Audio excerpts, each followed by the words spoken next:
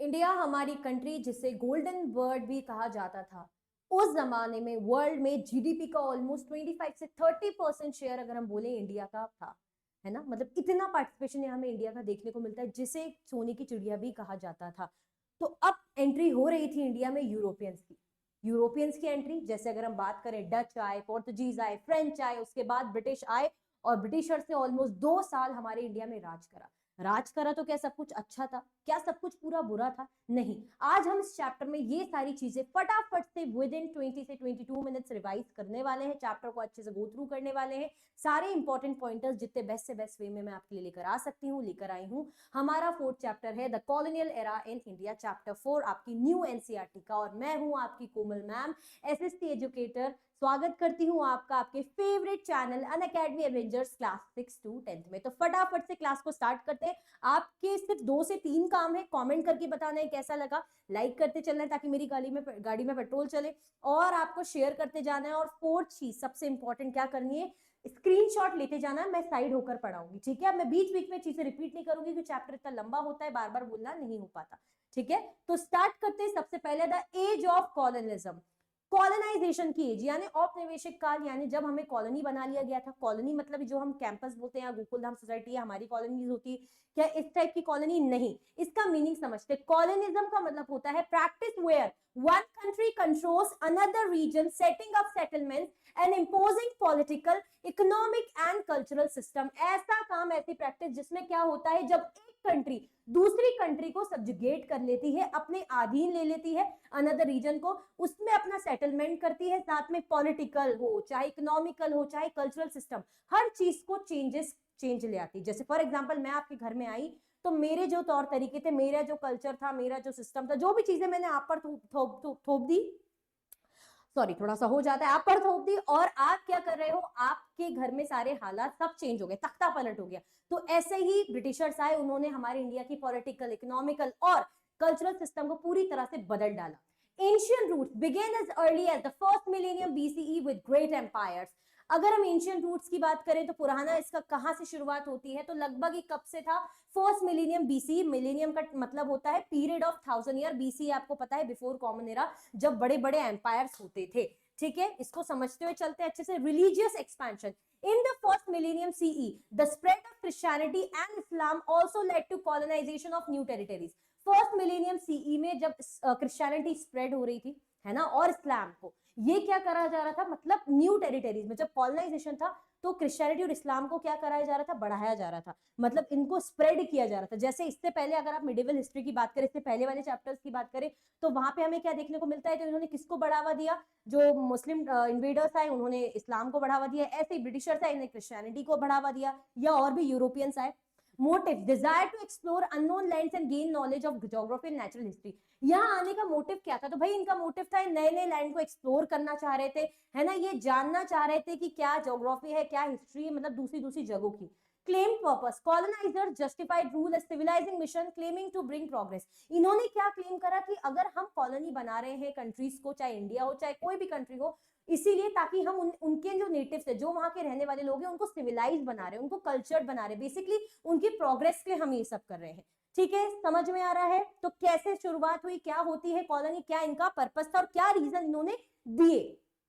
Now reality क्या थी, असल में क्या था, एक तरफ से तो बोल रहे हैं एक्सपेंशन करना था, मतलब ग्रोथ करनी थी, प्रोग्रेस करवानी थी, लेकिन रियलिटी ये थी कि जो जनता थी उनका फ्रीडम छिन गया, उनके साथ प्रताड़ना होने लगी, परेशान होने करने लगे, अत्याचार उन पर होने लग गया, है ना, उनके कल्चर को डिस्ट्रॉय किया गया।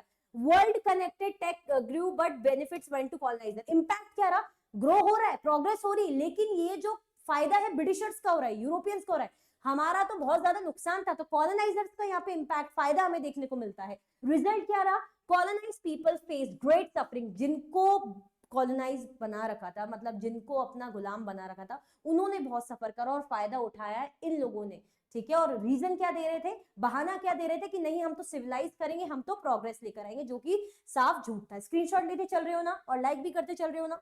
चलो, यूरोपियंस इन इंडिया, अब यूरोपियंस इंडिया में आए तो ट्रेड लिंक्स पहले देखते हैं। India traded with Greeks and Romans 2000 plus years ago. हमने ये पुरानी एंशिएंट हिस्ट्री, मेडावल हिस्ट्री में पढ़ा है कि इंडिया का ट्रेड ग्रीक्स रोमन से रहा है लगभग 2000 सालों पहले तक से। एक्सपोर्ट क्या क्या करते थे, जैसे हमारे मसाले, कॉटन, आइवरी, जेम्स, सैंडलवुड, है ना, टीक वुड, स्टील, ये सारी चीजों का एक्सपोर्ट होता था, यानी डिमांड होगी तभी तो इंडिया से बाहर जा रहा है। Global power, till 16th century CE India was a major economic and cultural hub. मैंने बोला ना कि 16th century CE तक इंडिया क्या था, एक इकोनॉमिक और कल्चरल हब था। मतलब संस्कृतियों को ले लो, यहाँ की कल्चर को ले लो, यहाँ की इकोनॉमी को ले लो, हर चीज में एक अच्छा मेजर हब, इंडिया का रोल अच्छा हुआ करता था। और वेल्थ की बात करें तो contributed nearly 1/4 of world GDP along with China. मतलब वर्ल्ड की जीडीपी का 1/4 इंडिया का कॉन्ट्रीब्यूशन यहाँ में देखने को मिलता है वर्ल्ड की जीडीपी में, ठीक है, जिसमें चाइना भी है। यूरोपियन विजिटर्स, अब यूरोपियन विजिटर्स आए, बाहर से लोग आते थे। यूरोपियंस की बात करें तो describe India as flourishing with strong manufacturing and farming.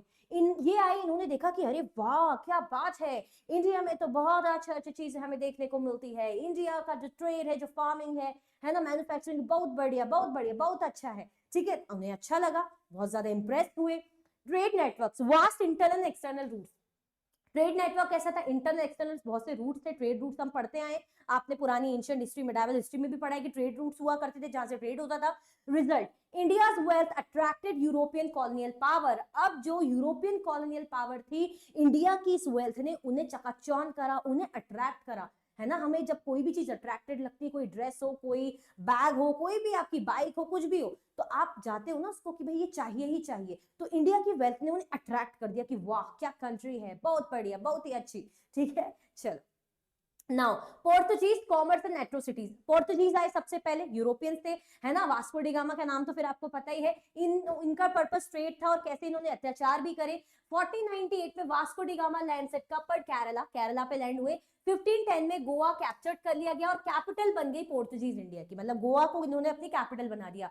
कार्टरस system, trade passes, spices monopoly, यहाँ पे ट्रेड पासेस होते थे, ठीक है, साथ में मोनोपोली किसकी थी, स्पाइस मसालों की मोनोपोली हो गई थी। गोवा इंक्विजिशन, है ना, 1560 to 1812 forced conversion, temple destruction. मतलब अब यहाँ पे क्या क्या इन्होंने काम करे, क्योंकि ये आए, इन्होंने गोवा को कैपिटल बनाया, तो इन्होंने कन्वर्जन करवाए, लोगों को कन्वर्ट कराया क्रिश्चियनिटी में, है ना। टेम्पल डिस्ट्रक्शन यहाँ हमें देखने को मिलता है, मंदिरों को बहुत ज्यादा यहाँ डिमोलिश किया गया, डिस्ट्रक्ट किया गया।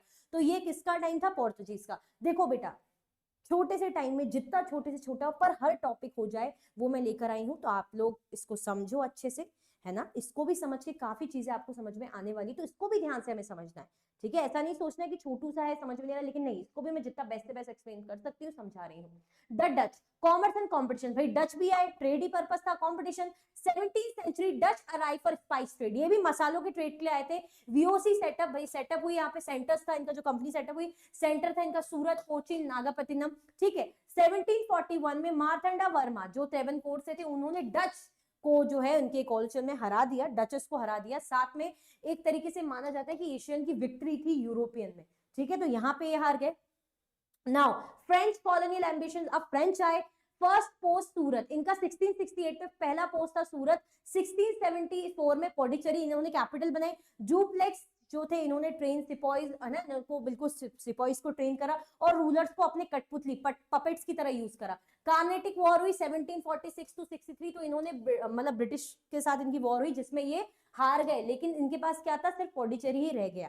क्लियर। एंटर द ब्रिटिश, अब आते हैं हमारे मेन विलन ब्रिटिशर, जिन्होंने फिर तो जो आए तो लंबा 200 साल राज करके ही गए। इन्होंने ट्रेड करा, वॉर करा, बैटल्स हुई, डिप्लोमेसी, कूटनीति, रणनीतियों का, दिमाग का इस्तेमाल करके आग लगाई, डिवाइड करा, रूल करा, है ना, कंट्रोल के लिए, और transform India economy and governance, और इंडिया की इकोनॉमी और गवर्नेंस को पूरी तरीके से ट्रांसफॉर्म करके रख दिया, जिसे अब हम आगे समझेंगे, ठीक है। अब फ्रॉम ट्रेडर्स टू रूलर्स, देखो ये लोग आए थे ट्रेड करने, लेकिन रूलर क्यों बन गए, भाई कुछ रुकावटें आ रही होंगी ट्रेड करते टाइम, है ना, तभी सोचा कि चलो रूलर ही बन जाते हैं, चलो इन लोगों को, ये जो हमें रोक टोक लगा रहे राजा नवाब वगैरह, इनको हम अपनी चालाकियों से हराते हैं, पपेट रूलर बनाते हैं, और अब हम क्या बनेंगे, हम अपनी कॉलोनी बनाएंगे और हम आराम से ट्रेड कर पाएंगे और खूब लूटेंगे इंडिया को। British conquest began through trade not war, अगर ब्रिटिशर्स आए तो उनका पर्पस ट्रेड था, वॉर नहीं था। East India Company form in 1600 by Queen Elizabeth first charter, इन्होंने क्वीन एलिजाबेथ फर्स्ट, उस टाइम पे जो ब्रिटेन की क्वीन थी, उनसे चार्टर इशू करवाया कि हमें सोल राइट चाहिए, इंडिया में जाके, ईस्ट में जाके सिर्फ हम ही ट्रेड करेंगे, उन्होंने इशू कर दिया। 1600 की बात है। Given powers to trade and raise army, इनको पावर थी कि भाई आप अपनी आर्मी बनाइए, आप अपना ट्रेड कीजिए, इंडिया में जाके जाइए। सेटअप पोस्ट एट सूरत, मद्रास, बॉम्बे, कैलकाटा। अब इन्होंने अपना पोस्ट कहां सेट करा? सूरत में, मद्रास में, बॉम्बे, कैलकाटा में।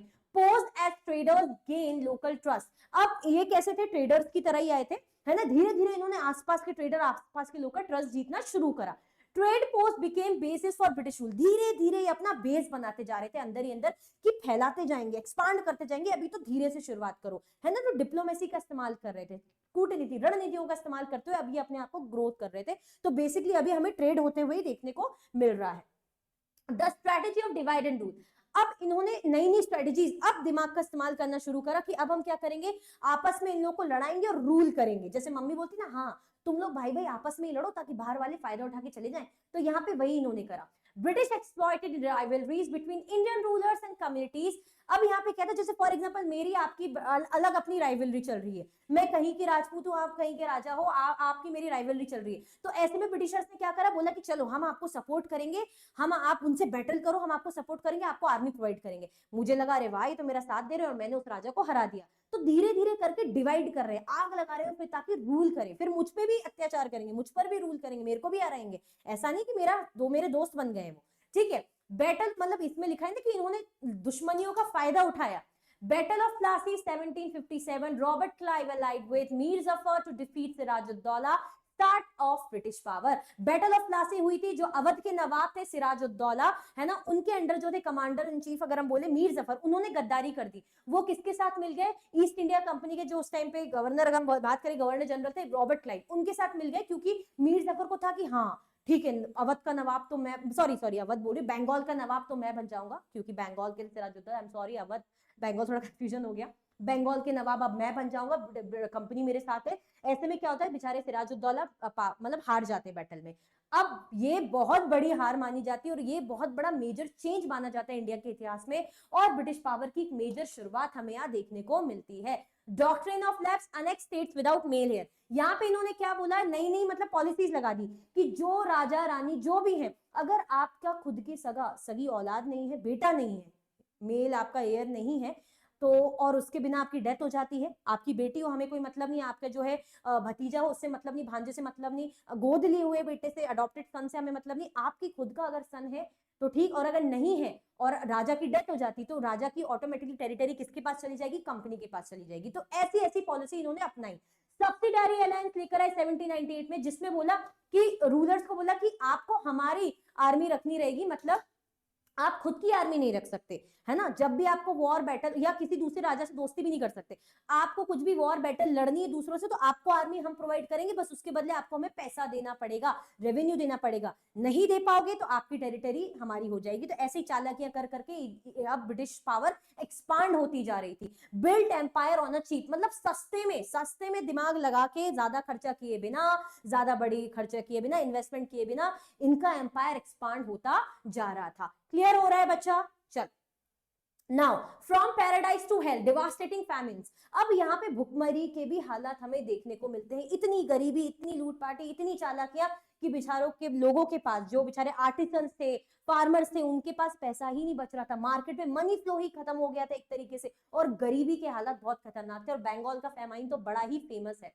After Plassey company got revenue rights इन बंगाल, बिहार, उड़ीसा। प्लासी के बैटल के बाद कंपनी क्या बन गई थी? कंपनी के पास रेवेन्यू राइट्स आ गए थे, दीवान बन गई थी बंगाल, बिहार और उड़ीसा की। Bengal called paradise of the earth by Clive. Heavy tax collection despite crop failures led to 1770 famine, 10 million death। अब इन्होंने बंगाल तो एक तरीके से ऐसा हो गया था कि लूटो लूटो, मतलब तिजोरी सी खुल गई थी, मतलब लड्डू, घी के लड्डू, बिल्कुल ड्राई फ्रूट्स के लड्डू उनके हाथों में, खूब लूटपाट मचा रही थी, खूब लूट रहे थे, है ना। खूब वहां का जो रेवेन्यू सब इनके अंडर आ रहा था, खूब अमीर बने जा रहे थे। इनका बढ़िया फोर्टिफिकेशन कर रहे हैं, अपनी आर्मी को मैनेज कर रहे हैं, अपना खर्चा पानी इसी रेवेन्यू से निकाल रहे हैं, अपना फोर्टिफिकेशन कर रहे हैं, मतलब सब फायदा, मतलब और ट्रेड वगैरह सब यहीं के पैसों से हो रहा है। Heavy tax collection. अब यहाँ पे क्या था कि भले ही क्रॉप फेलियर हो रही थी, अब आप बताओ मैं किसान हूं, अगर मेरी क्रॉप ही इस बार नहीं उग पाई, उपज ही नहीं हो पाई, तो मैं टैक्स कहां से दूंगी? लेकिन नहीं, हैवी टैक्स लगा है, मुझे तो कुछ ना कुछ करके देना पड़ेगा, जमीन बेचनी पड़ जाएगी, ऐसे में तो जमीन मेरी ब्रिटिशर्स के पास चली जाएगी, और यही हो रहा था। हैवी टैक्स कलेक्शन हो रहा था, भले ही क्रॉप फेलियर हो, और ऐसे में इतनी गरीबी हुई कि 1770 में बंगाल में फैमिन आता है, लगभग 10 मिलियन जो है यहाँ पे जाने चली जाती है। तो आप समझ सकते हो कितनी भुखमरी, कितना नुकसान। आप देखो ना इमेजेस, ऐसे हालात थे, है ना। अब माल नरिशमेंट देखने को मिल रहा है आपको कि बिल्कुल हड्डियां ऐसे दिख रही हैं, कितने बुरे हालात थे। Company raise taxes even during famine, इनको तब भी दया नहीं आई, भुखमरी थी, उसके बावजूद भी इन्होंने टैक्स को रेज रखा, कुछ भी उसमें नरमी नहीं बरती। 50 to 100 million died in famines under British rule. और अगर टोटल ओवरऑल ब्रिटिश रूल की बात करें तो 50 to 100 उस टाइम पे फैमिन के टाइम, मतलब ब्रिटिश रूल के टाइम पे फैमिन से मर गए, भुखमरी से इतने लोग की, मतलब क्या होता है यार, 50 से 100 मिलियन लोग की जाने चली गई। Relief camps were few and इनएडिक्वेट, दिखावे के लिए रिलीफ कैंप्स भी थे कि इनको सुविधाएं प्रोवाइड करेंगे, उपचार प्रोवाइड करेंगे, तो वो भी कैसे थे, मतलब प्रॉपर नहीं थे, पर्याप्त नहीं थे। Officials oppose full relief then poor for seeking help, इन्होंने बोला कि नहीं, हम इतनी हेल्प नहीं दे सकते भैया, इतना हम नहीं कर सकते, फोकट का फालतू का खर्चा है ना, और ये इनकी गरीबी है, ये जाने, मतलब हम ये सब, मतलब बेसिकली समझ रहे हो आप, बिल्कुल मुंह मोड़ लिया। ऐसे यहाँ पे हालात हमें देखने को मिल रहे थे। क्लियर। चलो, अब चेंजिंग लैंडस्केप्स, अब बदलाव कैसे आ रहे थे लैंडस्केप्स में, reshaping economic structure to serve imperial needs, ये ऐसा सोच रहे थे कि अब इकोनॉमिक स्ट्रक्चर को चेंज करेंगे, अब कैसे हम जो है इकोनॉमी अपने अकॉर्डिंग चलवाएं, कैसे हम चेंजेस लाएं, है ना, ताकि हमें फायदा मिले, हमारी इंपीरियल नीड्स फुलफिल हो। Decline of India's indigenous industries, अब इंडिया की जो कॉटन, टेक्सटाइल, स्पाइसेस की इंडस्ट्री थी, जिनका बढ़िया एक्सपोर्ट होता था अच्छी कंट्रीज में, यूरोप में, है ना, और हमें फायदा मिलता था, तो वो भी एक तरीके से उसका भी डिक्लाइन हमें यहाँ देखने को मिलता है। मतलब अगर मुझे यूरोप में अपने प्रोडक्ट बेचने हैं, भेजने हैं, ट्रेड करना है, तो मुझ पे खूब टैरिफ लगा दिया, है ना, तो मुझे अपने मार्केट में, यूरोप के मार्केट में अपना सामान बेचने के लिए पहले खूब टैरिफ देना पड़ेगा, तो वहां पे हमारी बैंड बजवा दी। यहाँ पे खुद का सामान जब एक्सपोर्ट मतलब इंडिया में एक्सपोर्ट कर रहे थे, तो टैरिफ कम कर दिया, ताकि इंडिया वाले इन्हीं के प्रोडक्ट यूज करें, और इन्हीं के प्रोडक्ट्स का फ्लो मार्केट में हो और इनकी अर्निंग हो। तो आप समझ रहे हो कि किस तरीके से इन्होंने चालाकियां करी। डिसमेंटलिंग ट्रेडिशनल गवर्नेंस स्ट्रक्चर, जो हमारा पुराना गवर्नमेंट स्ट्रक्चर था उसमें पूरे चेंजेस करें, उसको तोड़ा मरोड़ा, नए नए चेंजेस करें, नए दीवानी राइट्स, मतलब अगर हम बोले नए नए कोर्ट सिस्टम, फौजदारी, अलग अलग टाइप के सिस्टम ये अपने ओर से लेकर आए government system. Transforming Indian education, creating brown Englishman, इन्होंने जो इंडिया की एजुकेशन थी, जो नॉर्मल भाषा में हो रही, संस्कृत में हो रही, पर्शियन में हो रही है, तो उन्होंने चाहा कि नहीं, इंग्लिश को बढ़ावा देंगे, जो भी पढ़ाई लिखाई होगी वो इंग्लिश में होगी एक तरीके से, और सिस्टमैटिक वे में, स्ट्रिक्ट वे में, ठीक है। तो बहुत से चेंजेस यहाँ हमें यहाँ देखने को मिलते हैं। तो बेसिकली ये क्या कर रहे थे, इंडिया के पूरे लैंडस्केप स्ट्रक्चर का चेंजेस यहाँ पे ये ला रहे थे। Early resistance movement challenging colony authority, क्या इनको किसी ने रेजिस्ट करा? हाँ भाई, क्यों नहीं जाएंगे इनके अगेंस्ट, इतने अच्छे थोड़ी थे कि सब चुपचाप सह लेंगे। यहाँ पे अगर हम बात करें सन्यासी फकीर रिबेलियन 1770 में, first organize revolt in Bengal after famine, जब फेमिन आया था तो इन्होंने रिवोल्ट करा। तो बेसिकली बताया जा रहा है किस किस ने इनके अगेंस्ट रिवोल्ट करा। फिर ट्राइबल अपराइजिंग, भाई जो ट्राइबल ग्रुप थे, आदिवासी ग्रुप थे, उनको भी उनकी जगहों से हटाया गया, जंगलों से निकाला गया, जिसके चलते उनको भी बहुत दर दर की ठोकरें खानी पड़ी, उन्होंने भी रिवोल्ट करा, उनका लैंड उनसे छीन लिया गया, फॉरेस्ट छीन लिया गया, उनका फ्रीडम उनसे जो है छीन लिया गया। कोल अपराइजिंग हुई थी 1831-32 में, छोटा नागपुर प्लेट्यू की जो ट्राइब्स थी, अगर हम बात करें छोटा नागपुर की, उन्होंने रिवेल करा था, क्योंकि अनफेयर लैंड पॉलिसीज थी, जमीनों से रिलेटेड कुछ भी गलत गलत पॉलिसीज ये बना रहे थे। फिर संथल रिबेलियन हुआ 1855-56, जिसको किसने लीड करा, सिद्धू और कानू मुर्मू ने, है ना, लैंडलॉर्ड्स और मनी लैंडर्स के अगेंस्ट। क्यों? क्योंकि इनका खून चूस रहे थे, इनको लूट पाट रहे थे। Peasants uprising due too harsh taxes and land loss under British rule, है ना, पीजेंट्स का अपराइजिंग की खूब आप टैक्स लगा रहे हो, हमारी जब फसल ही इतनी नहीं हो रही तो हम टैक्स पे कहां से करेंगे, कहां से आपको पैसा या फसल देंगे। तो इन्होंने फिर रिवोल्ट कर दिया, मतलब अपराइजिंग हुई यहां से। फिर इंडिगो रिवोल्ट हुआ कि भाई इंडिगो उगाने के लिए जबरदस्ती बोला जाता था कि भाई अगर मैं राइस उगाती हूँ, मैं वीट उगाती हूँ, लेकिन उसी खेत में अगर मुझे इंडिगो उगाने के लिए बोला जा रहा है और मेरी अर्निंग खास कुछ हो नहीं रही, तो ऐसे में परेशान होके लोन के चक्कर में फंसते, जमीनों के नुकसान, इनकी क्रॉप, मेजर क्रॉप्स के नुकसान के चलते इनका पूरा नुकसान हो रहा था, लोन में फंसे हुए थे। तो यहाँ पे इंडिगो रिवोल्ट हुआ था 1859 to 62। फार्मर्स जो थे बंगाल में, इन्होंने प्रोटेस्ट करा, क्योंकि इनको फोर्स किया जाता था कि आप इंडिगो कल्टीवेट करो। तो यहाँ पर हमें अलग अलग जगहों से अपराइजिंग होते हुए देखने को मिलते हैं। बच्चा आप लोग लाइक कर रहे हो कि नहीं कर रहे हो, स्क्रीनशॉट मस्त है, जरूर लेते चलो, ये आपके बहुत काम की चीज है, ठीक है। चलो, द ग्रेट रिबेलियन ऑफ 1857। अब होता है मेजर रिवॉल्ट 1857 का, जो शुरू हुआ था, जिसको हम सिपॉय म्यूटिनी भी पूरी तरह ऐसे नहीं कह सकते, क्योंकि हर कोई परेशान था, सिर्फ सिपॉइज नहीं, पीजेंट परेशान थे, आम जनता परेशान थी, राजा नवाब परेशान थे, ट्राइबल ग्रुप्स परेशान थे, हर कोई परेशान था। Known as great rebellion, not sepoy mutiny. इसको अगर देखा जाए तो हम सिपॉय म्यूटिनी नहीं बोलेंगे। म्यूटिनी का मतलब होता है जब बहुत सारे सिपॉइज मिलकर क्या करते हैं, अपने जो ऑफिसर का ऑर्डर मना कर देते, मतलब डिसओबे कर देते, तो म्यूटिनी हुई थी। तो इसको ग्रेट रिबेलियन बोला जाता है। Cause grease cartridges angered sepoys, यहाँ पे ऐसा था कि कारतूस होती थी, उसको ऐसे जिससे लपेटा जाता था, जिससे ग्रीस, तो उसमें बोला जाता था कि सुअर और गाय की चर्बी लगाई गई है। अब आपको अगर वो लगानी है, कार्ट्रिज कारतूस लगानी है, तो ऐसे में क्या था, आपको मुंह से वो निकालना पड़ेगा, उसको कवर खोलना पड़ेगा।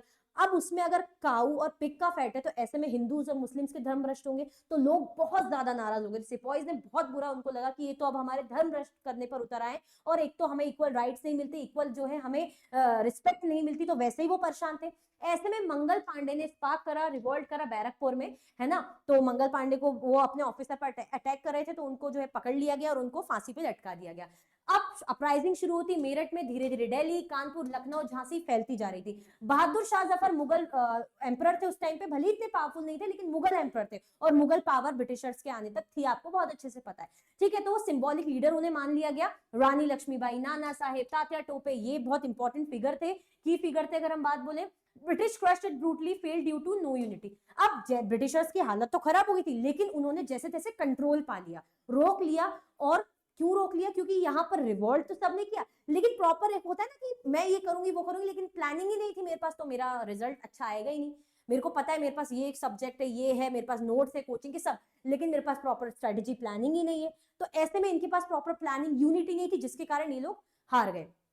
1858 British crown to control from company, और 1858 में ये हुआ कि कंपनी ने जिस तरीके से अत्याचार करे, एट्रोसिटीज करी, तो ब्रिटिश गवर्नमेंट, ब्रिटिश क्राउन ने बोला कि नहीं, अब हम डायरेक्ट रूल करेंगे, अब कंपनी हटाओ, क्योंकि तुम लोगों ने बैंड बजवा दी, यहाँ पे लोगों ने रिवॉल्ट कर दिया, रिबेल कर दिया, जैसे तैसे हमने रोका है, अब डायरेक्ट क्राउन का यहाँ पे रूल होगा। तो आपने देखा कैसे कैसे हालातों में लोग जी रहे थे।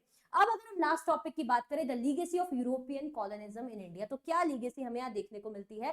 British rule aimed at exploitation not civilization. हमने बहुत अच्छे से अभी तक समझ लिया है कि जो इन्होंने हमें एक्सक्यूज दिया था कि हम सिविलाइज करेंगे, कल्चर्ड करेंगे, ग्रो करवाएंगे, ऐसा कुछ भी नहीं था। इंस्टेड उन्होंने हमें एक्सप्लॉइट करा। Indian face abuse, violence and economic loss. Indians को बहुत ज्यादा अब्यूज से झेलना पड़ा, वायलेंस, हिंसा का शिकार होना पड़ा, और इकोनॉमिक लॉस भी यहाँ देखने को मिलता है, मतलब गरीबी यहाँ देखने को मिली। Colonial surveys documented India geography and culture. Colonial इनका जो सर्वे था, उसमें दिखाया गया कि इंडिया की ज्योग्राफी और कल्चर के बारे में सारी चीजें डॉक्यूमेंटेड है। European stole arts, jewels, manuscript for museums. अपने म्यूजियम्स में रखने के लिए इन्होंने हमारे आर्ट, ज्वेल्स, मैन्युस्क्रिप्ट सबको चोरी कर करके वहां ले गए museum.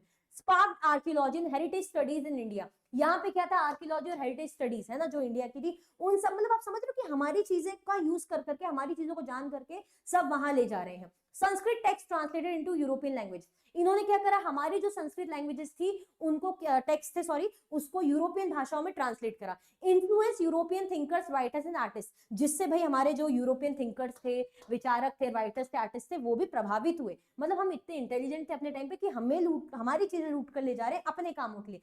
Cultural exchange flowed both ways despite British domination. और कल्चरल एक्सचेंज दोनों तरफ हमें देखने को मिला। हम ये जरूर बोलते हैं कि ब्रिटिशर्स ने हम पर रूल करा, तो उनका तो इम्पैक्ट हमारी कंट्री में है, हम पर है, लेकिन हमारा भी कल्चर का इम्पैक्ट उनके वहां हमें देखने को, यूरोपियन कंट्रीज में देखने को मिलता है। तो ये रही लीगेसी ब्रिटिश रूल की। आई होप इतने कम टाइम में आपको इस चैप्टर का क्विकली रिवीजन बहुत अच्छा लगा होगा। जितना बेस्ट से बेस्ट हो सका मैं लेकर आई, कलरफुल स्लाइड्स की तरह, ऐसे नहीं कि बोरिंग आपको लेक्चर लगे।